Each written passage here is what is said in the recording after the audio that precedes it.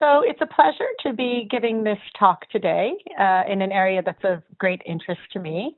The talk is Get Out of Your Silo, How and Why You Should. So let's begin. So the first question that I thought we would pose is, what is a silo and why are we still in there?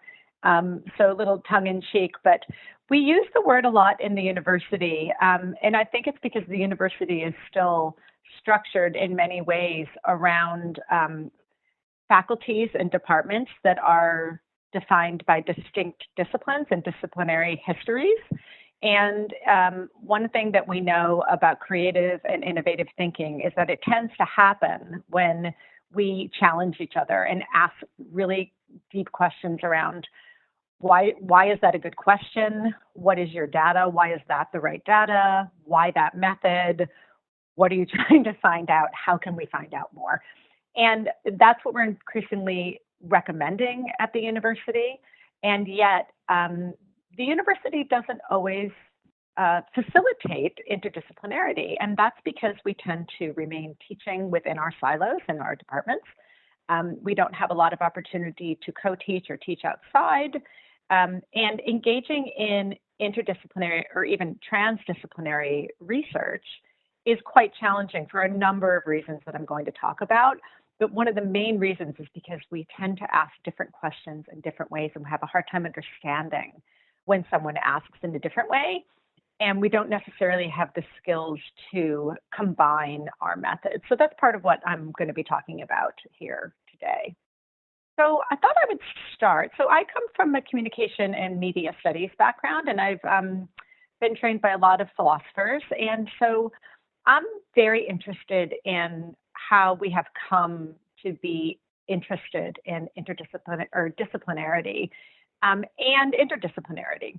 And one of the, so I wanted to show you this painting here. And so this painting is a painting that we use to talk about perspectivism. And perspectivism is when we situate somebody as looking at a problem, an issue, in this case, a story, from a very rigid point of view. And so here, perspectivism is showing us that we're meant to be looking from the center right, straight through to the vanishing point, which is the blue sky through the window, and seeing the story from that vantage point, a fixed and static vantage point that suggests there's one way of understanding this story.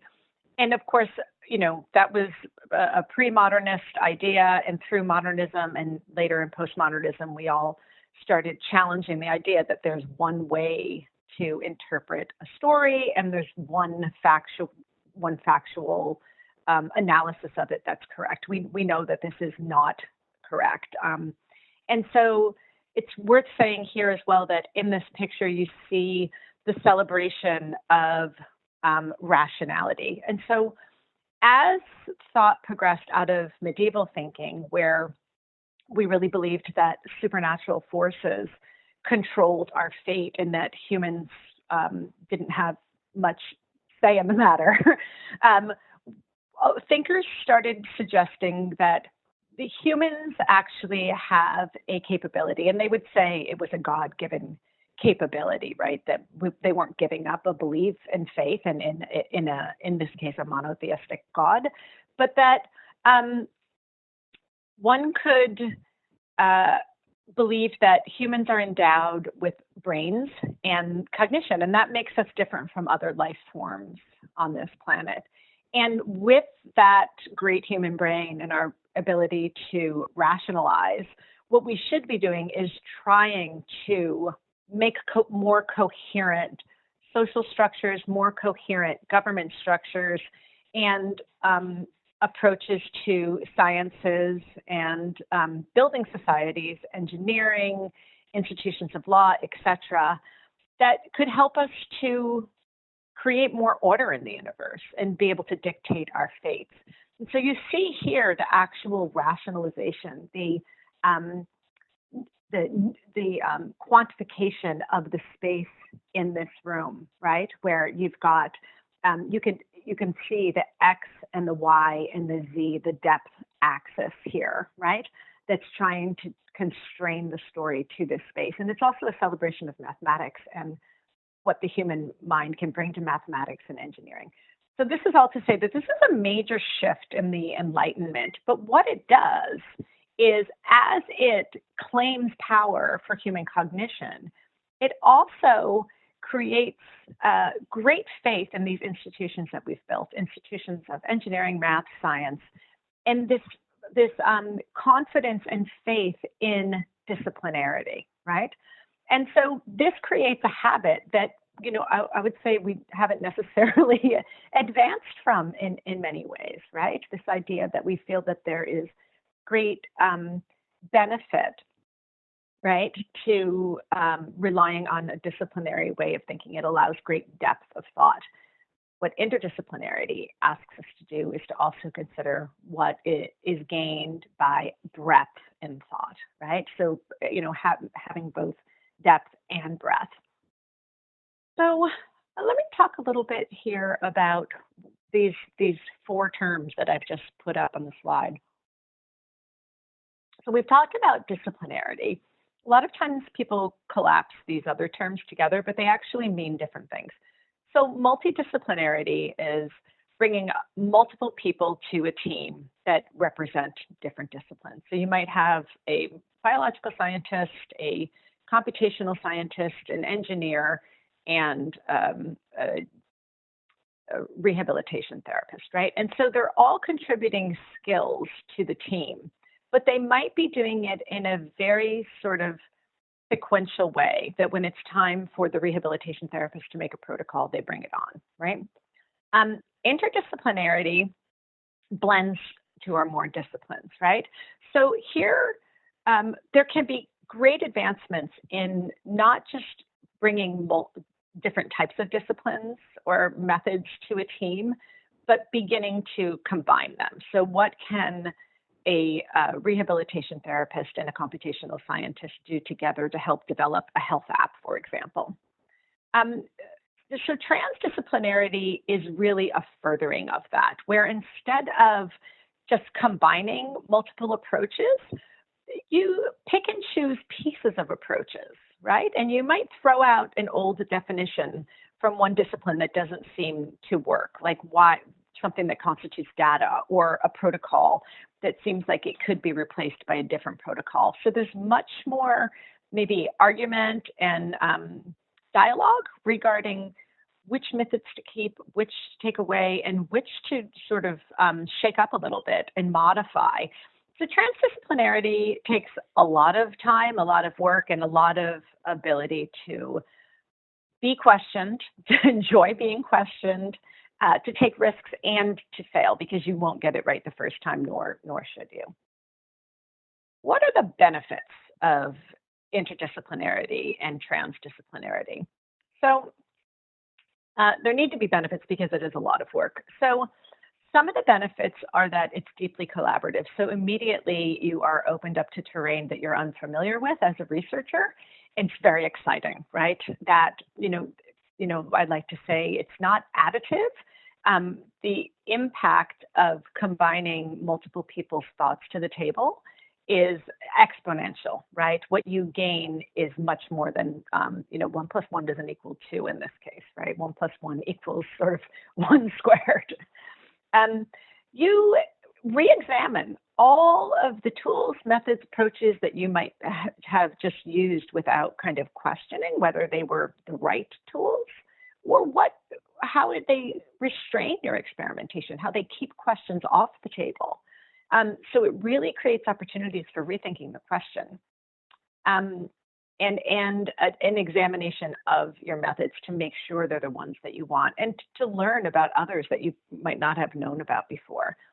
It also overcomes hierarchies, and this is very interesting because depending on what your research area is, it might be that a certain discipline or method is assumed to be the one that's of most import to the work, right? Like if ultimately it's a computational problem, then the computational science approach might be something that the team just assumes without stating is the most important. And in a truly interdisciplinary or transdisciplinary project, it doesn't make sense to have those hierarchies because every approach is being questioned and the team as a whole co-creates a model or a method. So that just throws out the potential of hierarchy, or at least, critiques hierarchy as something that's useful to the team, because in interdisciplinarity and transdisciplinarity, it's really a deficit, that kind of hierarchy. So interdisciplinary training, right? If most of us have been trained through disciplinary approaches, right, including researchers, they might have been a trained undergraduate, master's, and PhD level in a single discipline. How do you learn to do interdisciplinarity, and how do we train trainees? I wanted to talk a little bit about my training in communication and media studies, which is interdisciplinary by nature. This is an area that we call a field, actually, as opposed to a discipline, because it is combined of many different approaches. So there's that sort of critical philosophy approach that I was talking about earlier. There's critical theory that comes from a range of disciplines and interdisciplinary fields: history, sociology, anthropology, cultural anthropology, and social science approaches too. Very much informed by histories of the discipline, the field itself. So attending to how our questions and approaches have changed and developed over time, how they are different in different parts of the world. The global South, Australia, England, North America, we all have had very different histories of conducting research in these areas. Communication and media studies has a transcultural and global framework. And so it's increasingly cognizant of the fact that any framework for evaluating an idea, a piece of scientific research, something considered knowledge, has to be unpacked not just critically, trying to understand underlying assumptions, but also from the vantage point of geographic location, one's history as a culture in the world, its relationship to other cultures, because those often create biases around what constitutes value or something that's good. Sometimes knowledges and innovations are created with a certain really restrained user group in mind, right? So it isn't an inclusive kind of technology. So that kind of interrogation is really important. Maybe somewhat unique to communication and media studies is the fact that art and design and aesthetics, history and theory are really crucial to understanding and thinking about media. So there are many different ways to define aesthetics,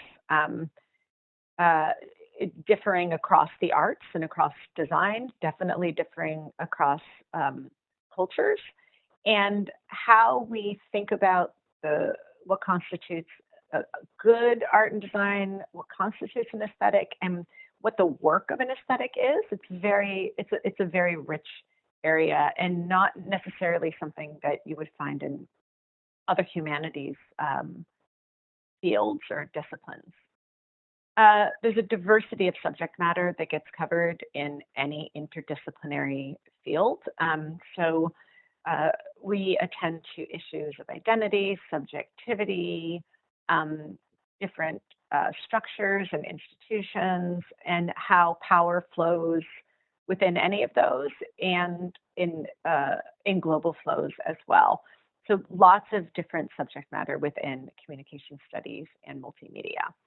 So the reason I put this slide up here is to show that if you are, at the beginning of your career, if you are educated in this approach that's looking at these various different kinds of pressures and this complex framework of analysis, then you are better situated for argumentation, dialogue and really negotiating what methods should remain on the table, negotiating the question, and the potentials, the great potential in negotiating the question, because it might arise a question that no one's thought of before that could have enormous possibilities for creating knowledge or solutions. And so this kind of interdisciplinary grounding is really helpful for training people to engage in interdisciplinarity as a team. So I thought I'd talk a little bit about my own research background. So that's my training background in media and cultural studies.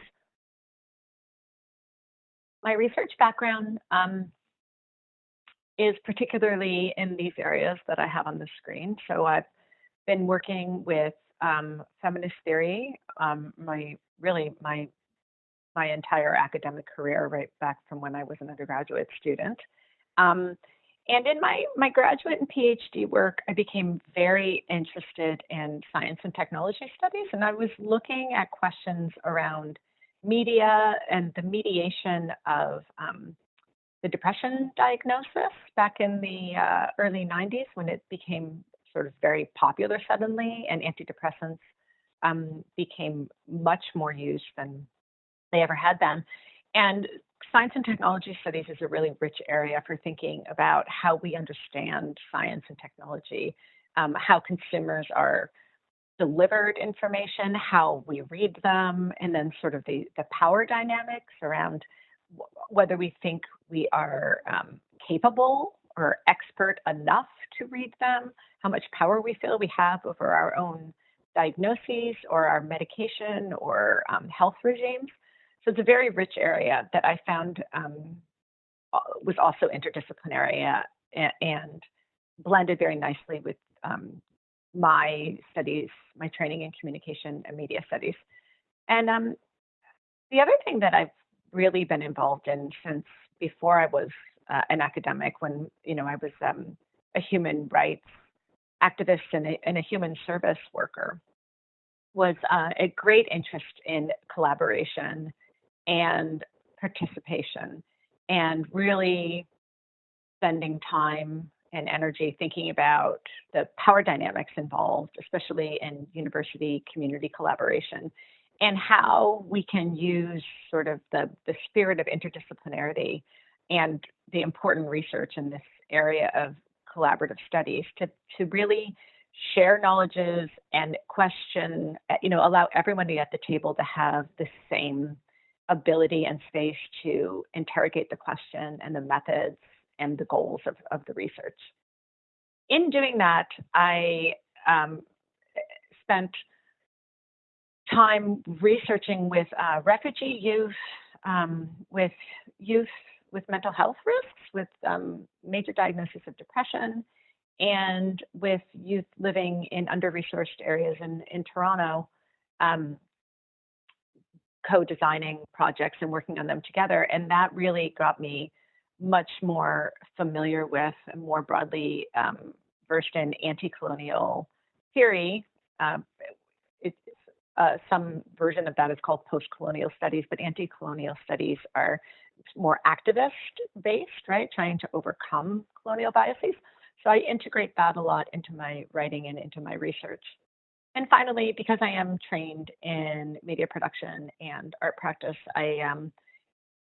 part of what my research is multimodal research practice, where I engage in teams who are makers. They're informed by art design and aesthetics theory, and we bring that into the projects that we work on. And so there are some of the projects that I've been working on, and I talked a bit about that. We built a game with refugee youth where we created a method where, first we spent time together and helped everybody to articulate what they needed to get out of the project and why they were there. And we made sure that the research project really continued to feed everyone rather than just being something we needed to finish to get a tick on our resumes. And we brought an idea of what we thought they might want to do, which is to create some digital storytelling opportunities. But what they really wanted to do once we engaged in this critical participatory process was to create a game that could help newcomer youth to Toronto to negotiate the various kinds of barriers and pressures and limitations that they would discover upon, moving to Toronto. Some of them without proper citizenship documentation. And so that was a really wonderful lesson. I call that paper Lessons in Failing Well, where we went in with the intention to just throw something on the table that we thought was interesting and allow them to break it and throw it out. And it was to our great pleasure that they felt comfortable just breaking it and that we co-designed something else together. So what can a humanities approach bring to collaborative research? The reason I put this screen up here is because I am at McMaster University, where we have very strong sciences, health sciences, and engineering. We have a very strong humanities program as well. And I feel very passionate about what humanities can bring to collaborative teams that might be working on science questions or engineering questions, but that they can do so from an approach that benefits from what humanities brings to questions. So what does humanities bring?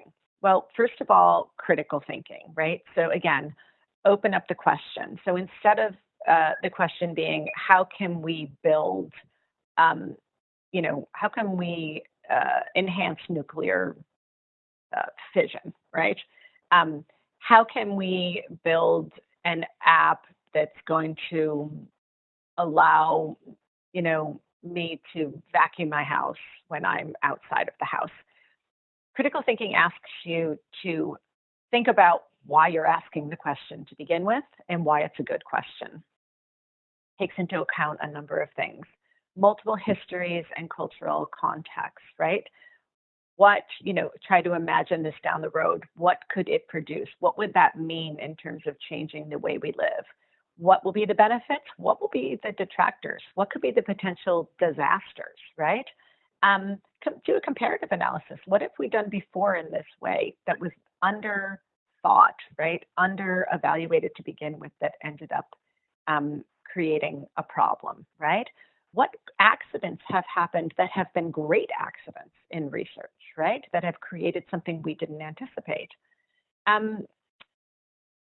One of the things we can do is think about when we're creating a project for health and wellness to unpack what that idea of wellness might mean to different kinds of populations, right? So one thing I've been reading some Indigenous research and some of the great training that's on the Tri-Council Research Ethics site that's written by Indigenous colleagues. And one of the things that I've read is that Indigenous peoples don't define health and wellness in terms of an individual person, right? So I don't mean to be collapsing all the complexity of Indigenous peoples, but just to make the point that wellness means the community as well. So it doesn't make any sense to say if we cure one person's glaucoma, that everyone's better, right? So really important to think about what the culture, right, or the community needs from a project rather than to define it for them. Humanities can bring in consideration of aesthetics. So you see a lot of engineers taking up what we call a design thinking approach, where they're designing with end users in this kind of cyclical approach.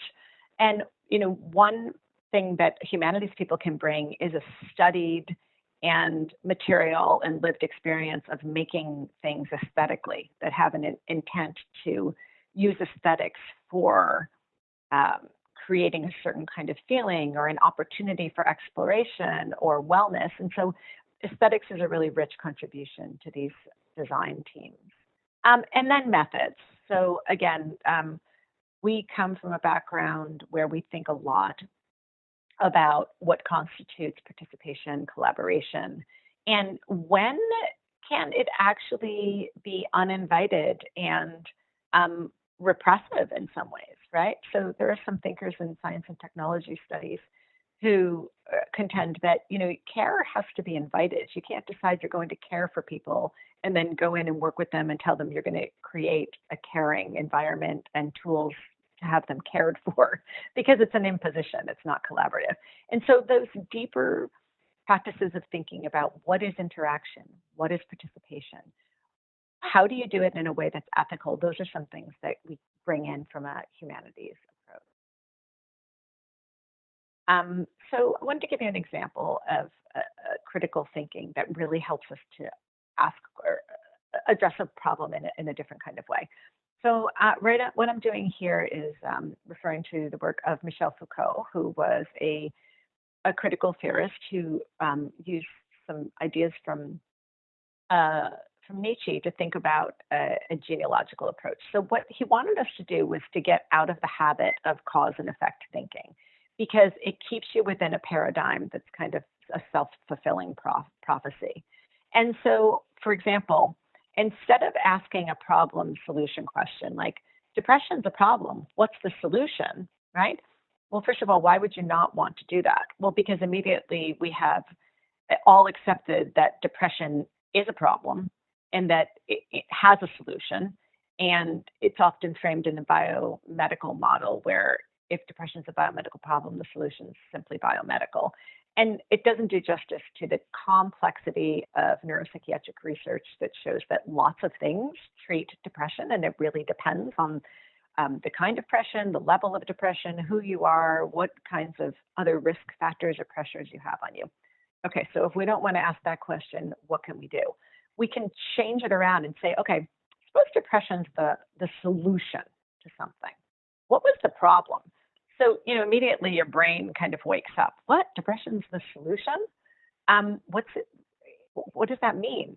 So if depression is the solution, what could be the problem? What this does is it gets us out of a single cause, a single cause approach to framing a problem, right? And asks, well, what are some of the conditions that might give rise to depression? And so some of the things that, if you're a cultural anthropologist or critical feminist historian, you might come up with, and I did write my PhD on this, so this was a real question for me. A range of factors can make it such that a diagnosis of depression can be a solution because it helps you move forward and save face. So if your problem is people think you are not living up to your potential, you don't have a lot of resources, you have major depression, you have people telling you it's a power of the will, getting a depression diagnosis takes the burden off of you as being an alleged subject without enough willpower and suggests that, well, you have a biochemical problem in your brain. And it allows you in some cultures, right, to sort of regain a sense of control and to be put into a medical establishment where they're trying to problem solve for you. So that's a very different dynamic, right? Thinking about depression in that really complex sociocultural and medical way. So that's one of the things that we can do with critical thinking is really open up the question or change the question. I wanted to talk a bit too about sort of the benefits of integrating art into collaborative practices. And, you've all heard the idea of STEM, science, technology, engineering, and math, as places the university and the government really wants to bolster. And within humanities and particularly within art, we've really made the case that you can't just do those things without art, right? Because art brings in that critical aesthetic work, right? That we've been talking about. Aesthetic experience really gets us to think about a whole other body of research that shows that engaging in art and aesthetics can have synergistic impacts on the way we think, the way we process. It can open up these creative channels in our brains. It can enhance our mood. It can make us more curious, right? And so the integration of art and aesthetics and thinking really deeply and complexly around what it means to bring in color, texture, design, playfulness, right? this can really expand the way we engage in science, tech, engineering, and math approaches and create really new approaches and also bring a lot of sort of innovation and creativity to those processes and teams. Here's a model that gets us to think about how to take risks in research. And this is just one model of many. But if you look at this, on the left, it says, here we are today. And if we try to work with our team and imagine our project and what we might produce, you can do it by setting up these 4 scenarios. So the first stage would be, okay, what's plausible? What do we know we could probably achieve, right? And then what's preferable? What's maybe a little bit more interesting in that than just the merely plausible? Then after that, okay, let's take some chances. What's probable? But then, the 4th stage would be what's possible, right? And so if you think about the big questions in the world, right, where people say, that's crazy, I don't think we can ever do it. You always want to have that as sort of the 4th stage, right? The most, risky stage that you could imagine so that you don't constrain your thinking and play it safe, because playing it safe is not the way to create new ideas and innovations, and especially in this day and age where we have huge global problems and environmental problems facing us that we just have to tackle. We can't play it safe, right? We have to imagine, get into experimental and risky ways of thinking so that we can try things that just might be the right solution, right? Take the risk of imagining something like that might seem a little bit crazy. Okay, so this is just some nuts and bolts information around, so how do you do these things, right? How do you do collaboration and interdisciplinarity? Well, the first thing I think is important is to just do a big brain dump and share what you know, what your favorite methods are, some great achievements from these methods amongst each other, share your networks and your past experiences in collaboration with your team. Then I think what you need to do is clarify what everybody can contribute to the team. We are all very busy people, and it might be that you're on multiple teams. So really ensuring that everyone has the opportunity to say what they can and cannot contribute to a team, what can be expected of them. It goes a long way to building trust and clarity. Determine really clearly what everyone's research roles are going to be, and also spend time on, what's our question? Why is that our question? What do we all think constitutes data and good data? How do we capture it? Different ways of analyzing, and what kinds of outcomes are we looking for? Because it might be you have to establish a range of different methods to analyze data and get the analyses and outcomes that you're looking for. And the other really important thing is, there's going to be differences and occasional tensions. And so building relationships, even sort of a shared mission, and caring that each other, that one another feel like they are successful and heard and are getting something they need out of the team goes a long way to sustaining the team. Best practices. Plan the team process, right? So, talk about how are we going to meet? How are we going to dialogue? How long will the dialogues take? Will we be using a collaborative site online so that we can catch up on meetings, or especially meetings with stakeholders or co-designers that we might have missed? What will the RAs do? Try to build respect and ethical guidelines for everyone to work with their RAs and with the postdocs on the group. IP, what are the guidelines? Who's going to co-author? When is co-authoring appropriate and not appropriate? And then just say up front that there's going to be discomfort, because the whole point is to challenge the assumptions around what's a good question, what's the right method, right? And see that as what you're supposed to be engaging in, that tension and discomfort is actually the goal, because it means you're taking risks and building a really rigorous team. So very briefly, I just want to show you one of the teams I've been working with over the past couple of years at McMaster. So there's the list of our teams. We've got me from humanities, and that's Rong Zheng from computer science, and Alex Papiano is not there. She's from gerontology.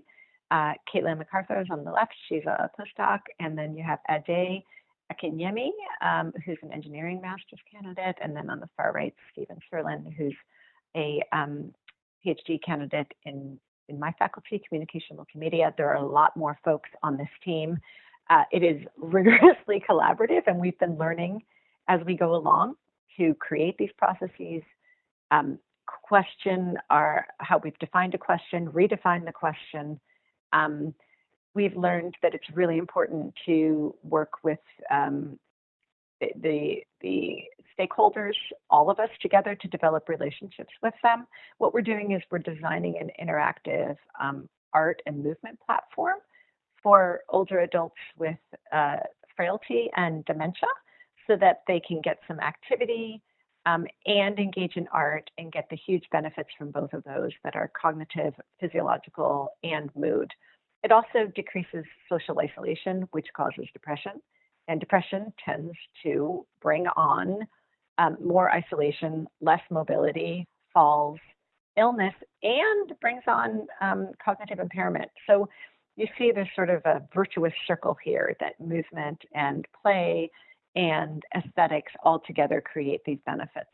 And so part of what's important for us is to meet with older adults, all of us, inform those relationships, and really ways of listening and incorporating their goals for mobility and health and their interests in movement and play and aesthetics, so that it's not just one person who knows them, but the whole team knows them well and is constantly responding, so that it's real true co-design. Some other methods up there that we've been working with, I'm getting short on time here, but I'll just say emotional design is an approach where you make sure that you query why people are participating as co-designers or stakeholders and what they need out of the process. It might be they need to be heard. It might be they need company. It might be they need more information about aging, and that's what they're really hoping to get. We also do speculative design. So instead of our imagining the mobility future of these folks, we ask them to engage, to tell us, what's your goal in 5 years? What do you want to be able to do? Those go a long way to helping us rethink our research question and our research objectives. There's a picture of an early iteration. These are all of the different areas that we collaborate in. So sometimes we have small sub-teams doing hardware and software design, but ultimately the whole team is working together to think about the thing being designed and feed in information on ability, on frailty, on cognitive impairment, what the team of caregivers at the residence or at the person's home need, what their abilities are for working technology. The whole team is weighing in on these questions.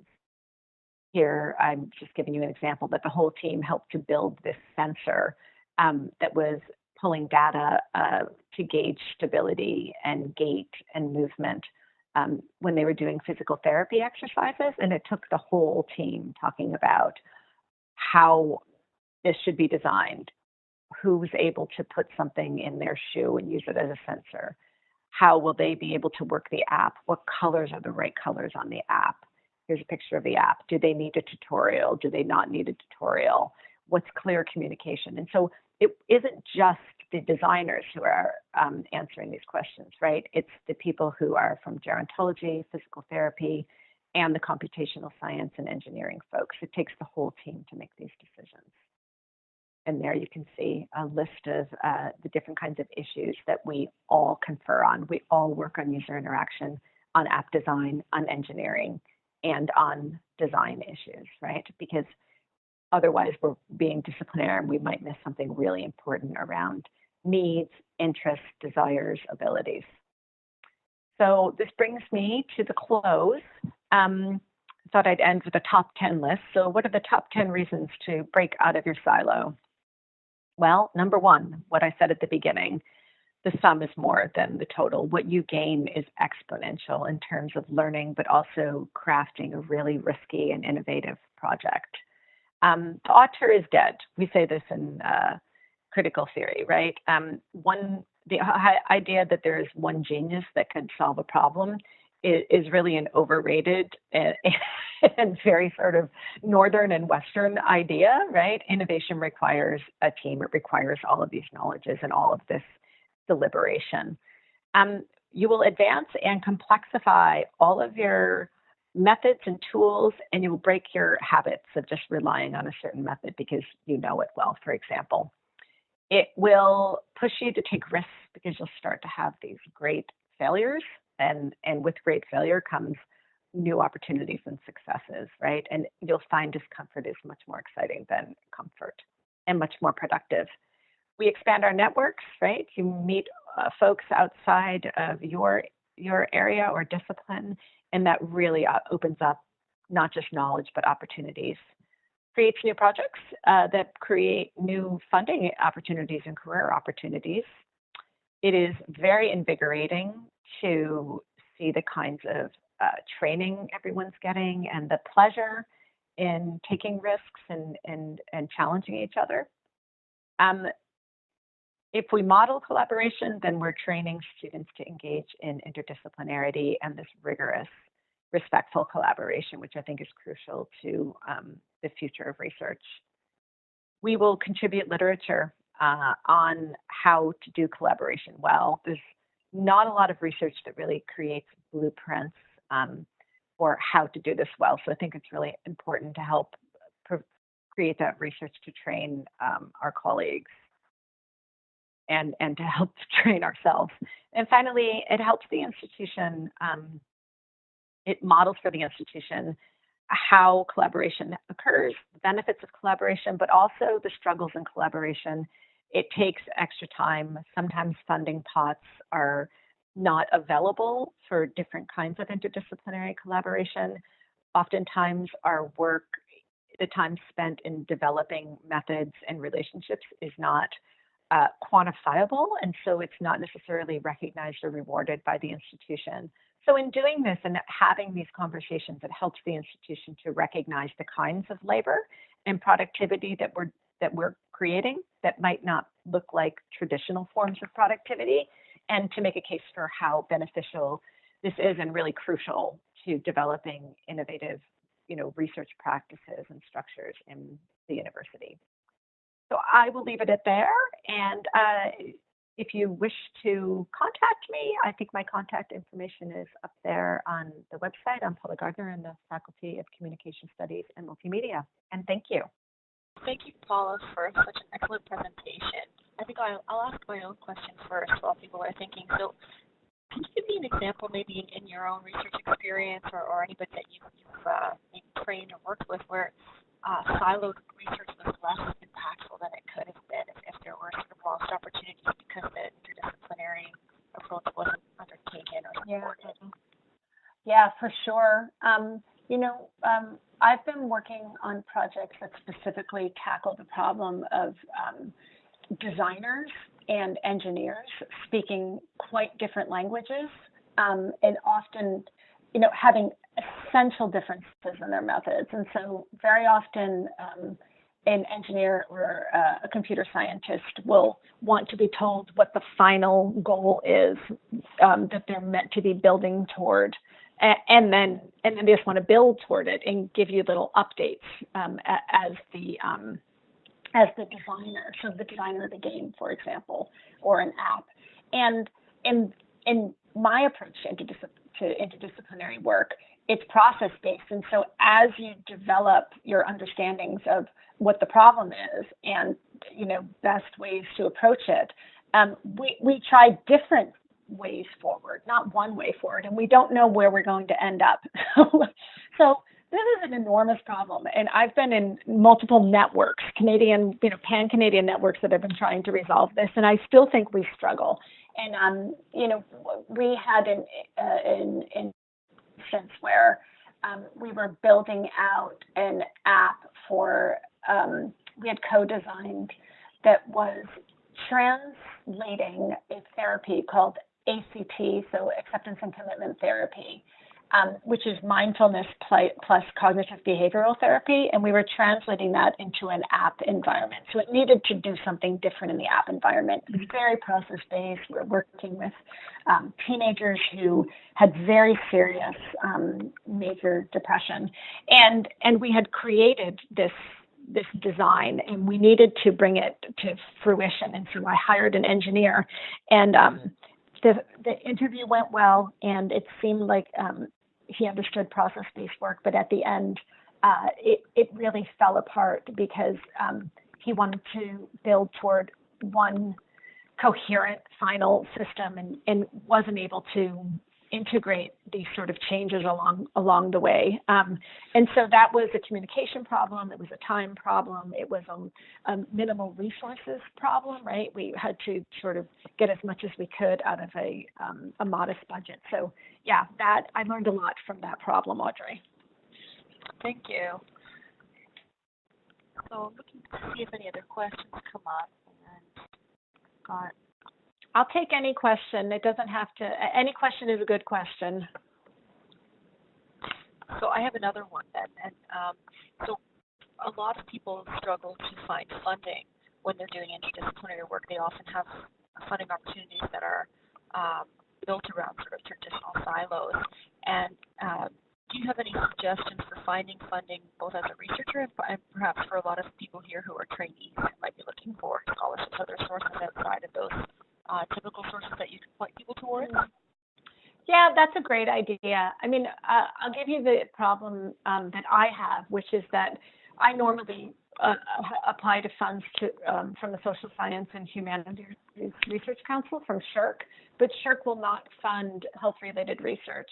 And I've seen applications fail even when they're not intended for health outcomes, but they're just looking at health as a topic. And getting interdisciplinary money from CIHR and NSERC can be really tricky. They like to promote some interdisciplinary funding opportunities, but I see a lot of problematics there in terms of understanding what they mean by that. And I think perhaps divergent ways of vetting those applications within those organizations.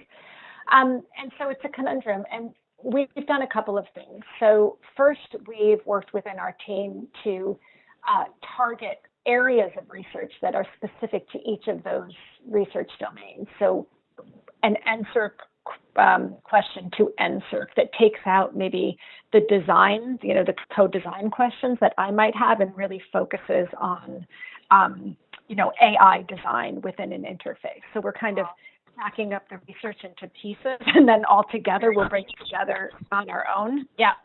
And the other thing we've done is we just recently went to Alzheimer's Foundation, and they have a lot of the advocacy and philanthropic groups have scales of research because they want to encourage new innovative stuff. So we wrote a very short application and just won very quickly a small grant. But it's introduced us to Alzheimer's, and now we're going for a bigger grant that'll be opening up in the fall.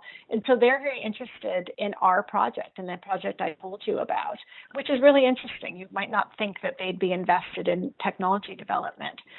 There are some offshoots of Tri-Council funding, for example, the Canadian Frailty Network, where money's been received by them, and then they dole out the money. Some NCEs do this, Networks for Excellence, so you could look there. And then, depending on, how you feel about various organizations, Google, Soros, groups like that, they very often will fund projects that you wouldn't expect them to fund, especially in the area of technology. Thank you. Okay, so we have a question from Stephanie here, and first she thanks you for your detailed, informative talk. What are your thoughts on the importance of specialization in interdisciplinary work? For example, do you think early career researchers or trainees should have an interdisciplinary background, or should they be specialized in a field but be able to work in interdisciplinary teams? Yeah, well, that's a great question. I guess it depends on what a researcher's goals are.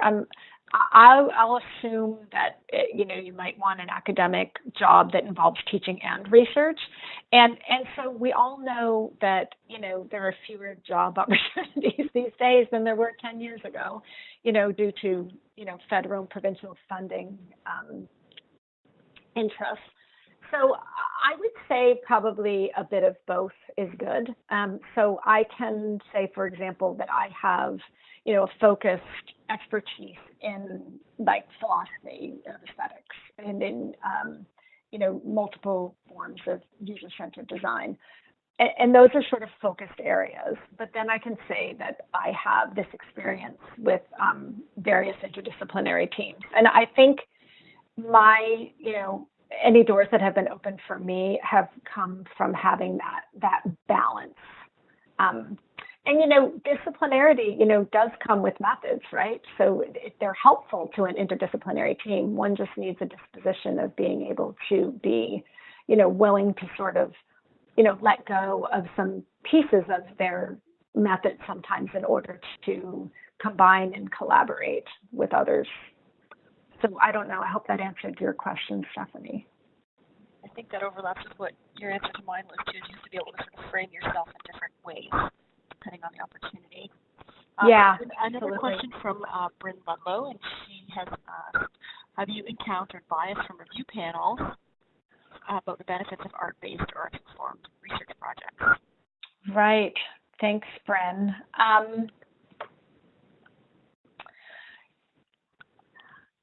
That's a really hard question. I mean, I think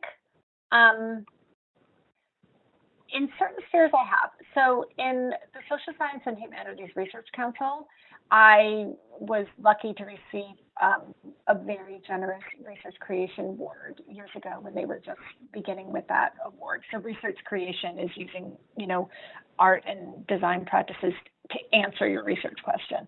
And so there I was rewarded for that, that project proposal. And that was a mobile innovation project back before phones were smart, and we were trying to think about engaging the digital divide in phone practices, so letting people use their phone in an analog way or in a digital way. Anyway, it was really fun, and it was about making art in downtown Toronto using these early phones. However, I have found that applications to some of the organizations that are engaged in innovation in health and innovation in aging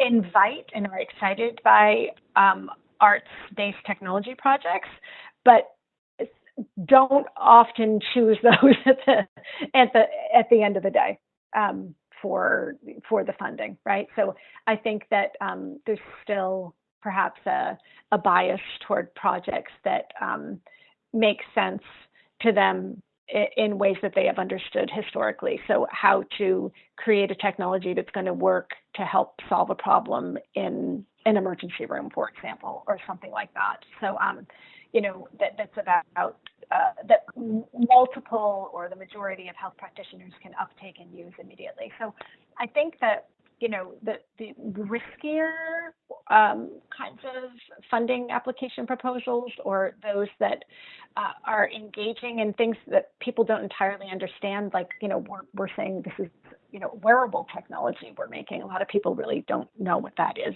yet, right? So, it's our job to explain it clearly, but I think it's also a little bit of, it's going to be slow to grow those as winning applications in particular grant spheres until there's more of this technology out there, probably in the market, so that it becomes more familiar to funders.